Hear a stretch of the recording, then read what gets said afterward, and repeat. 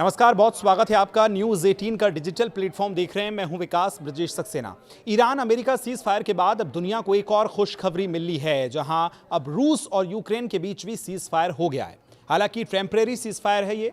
रूस के राष्ट्रपति व्लादिमीर पुतिन की माने तो अब रूस 2 दिनों तक यूक्रेन पर कोई अटैक नहीं करेगा। रूसी राष्ट्रपति व्लादिमीर पुतिन ने गुरुवार को ऑर्थोडॉक्स ईस्टर के मौके पर 2 दिन के सीज फायर का ऐलान किया। क्रेमलिन ने कहा कि उन्हें उम्मीद है कि यूक्रेन भी इसका पालन करेगा।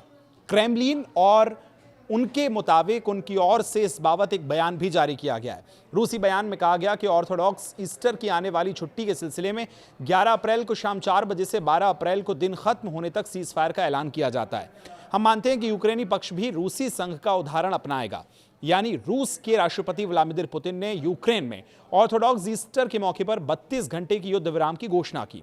ईस्टर ईसाइयों के लिए एक बड़ा त्योहार होता है। यह रविवार को मनाया जाएगा। ऑर्थोडॉक्स चर्चों पर अपनाए गए जूलियन कैलेंडर के अनुसार यूक्रेन और रूस में ईस्टर 12 अप्रैल को पड़ता है। वहीं अगर बात करें है यूक्रेन ने सीज फायर पर जो क्या कहा है अब तक, वो आपको बताते हैं। अब यूक्रेन की तरफ से रूसी राष्ट्रपति के बयान पर जेलेंस्की का भी बयान आया।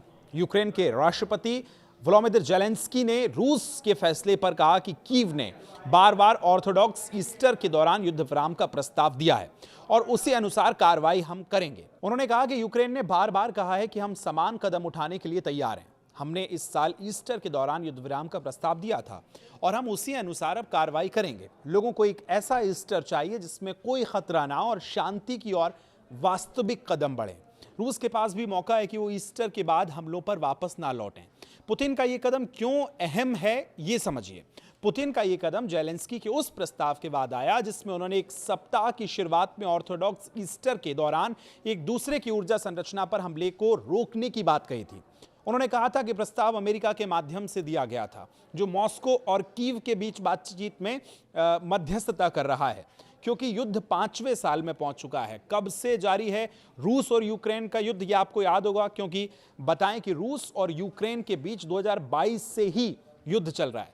रूस और यूक्रेन के बीच 2 दिनों के सीज फायर का ऐलान तब हुआ जब इससे पहले ईरान और अमेरिका सीज फायर पर सहमत हुए हैं। बीते दिनों डोनाल्ड ट्रंप ने ईरान के साथ 15 दिनों के सीज फायर का ऐलान किया था। ईरान और अमेरिका के बीच आज इस्लामाबाद में शांति वार्ता हुई है। 28 फरवरी 2026 को अमेरिका इजराइल ने मिलकर ईरान पर अटैक किया था, तब से ही युद्ध जारी है। अब एक तरफ हम देख रहे हैं यूक्रेन और रशिया का ये जो सीज फायर हुआ है, क्या ये चलेगा, क्या कब तक इसको लेकर बातचीत होगी, मध्यस्थता पर क्या आप सोचते हैं, कमेंट करके हमें ज़रूर बताइए। फिलहाल शुक्रिया।